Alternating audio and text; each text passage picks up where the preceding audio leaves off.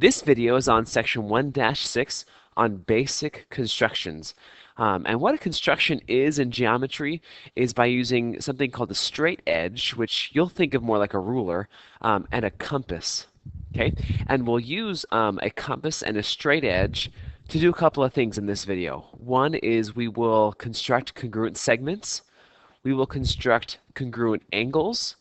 We will construct a perpendicular bisector of a segment, and we'll also bisect an angle. And also, this video is covering standard G.1.2.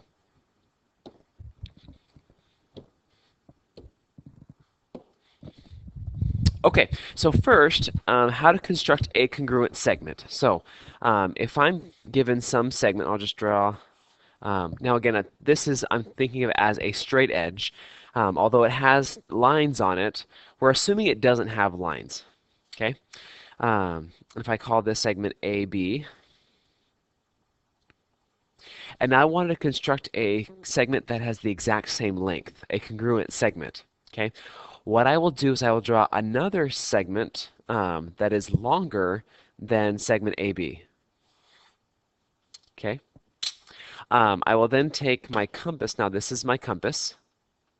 Okay, and they're come in different kinds, but and I'll put the pointy end on one endpoint on the point A, and I will use my compass to measure the length of AB, meaning I'll put the pencil end on B, so that this is the same length.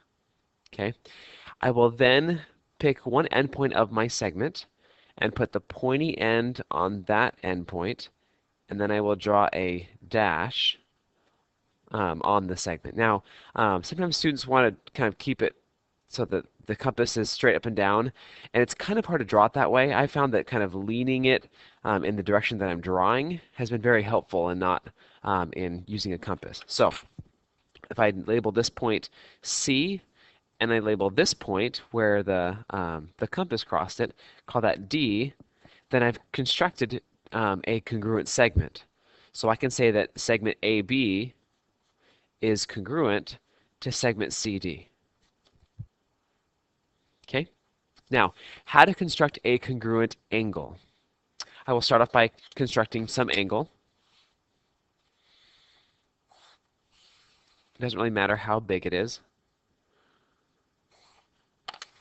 Okay, there's an angle. And the way I will construct an angle congruent to this one is I'll draw another line down here. And my angle will be down here, the one I'm constructing. Okay? I will then draw an arc with my compass. I'll put the pointy end on the vertex of the first angle, and I will draw an arc. Now again, it's helpful if you lean the compass in the direction that you're drawing.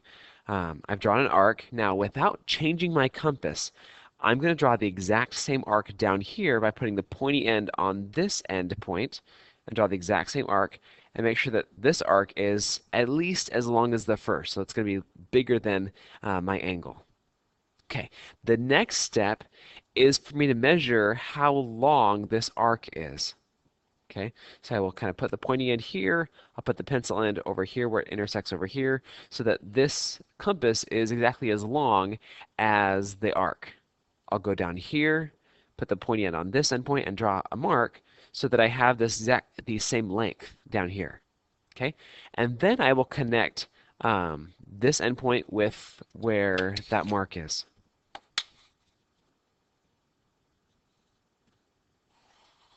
Okay, and I've constructed an angle that is congruent to the first one. Okay, so if I call this angle 1 and this angle 2, then angle 1 would be congruent to angle 2. Okay, constructing a perpendicular bisector.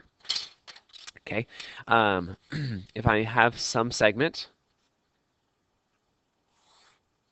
okay, and I will call this segment EF. And I wanted to construct a segment, another segment or a line that is not only perpendicular, meaning it comes at 90 degrees, but it also cuts this segment in half. It bisects it. That means to cut it perfectly in half, so I have two congruent sides over here. what I will do is I'll take my compass and I'll start at F, and I'll make sure that my compass is more than is past the endpoint of my segment. Okay, and then I'll draw a large arc. Again, I'll kind of lean my compass. I will then put the pointy end on E without changing my compass. So these two arcs are the same distance away. Okay, now these two arcs have intersected twice. Now that's very important. If it didn't intersect, try it again with your compass being a bit bigger. But these 2 points that it intersected on are important, and I will connect those with a line, and this line or this segment becomes a perpendicular bisector. Okay? So it constructs at 90 degrees, and that's what this little 90 degree, this little angle means, is it's 90 degrees, and it cuts EF in half. So if I call this point G, then EG, segment EG, would be congruent to segment GF because it cuts it in half. Okay, that's a perpendicular bisector. The last topic for this video is how to bisect an angle. I will draw an angle.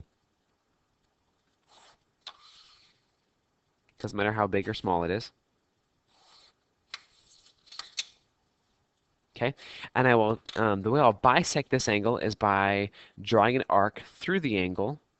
So it doesn't matter how big your compass is, but I'll put the pointy end on the vertex and then draw an arc. Okay, and then at this point you could change your compass, but I usually have found I don't need to.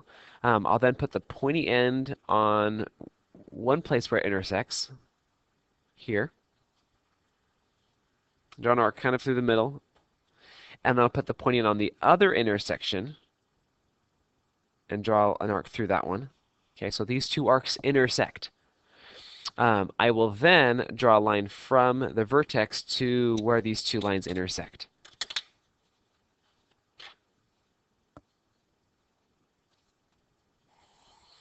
Okay, and I've just bisected or cut this angle in half. So if I call this angle 1 and this angle 2, angle 1 would be congruent to angle 2 because I've cut the angle in half. Okay, now this video covered how to construct a congruent segment, a congruent angle, a perpendicular bisector, and how to bisect an angle. And now I know that just by watching this video, if you don't have the tools in front of you to practice with these ideas, it's kind of hard for you to master them just by watching a video. But we'll have more time in class to practice these ideas with compasses and strain edges that we have here. But this is kind of to at least get you exposed to the ideas we'll be talking about in class.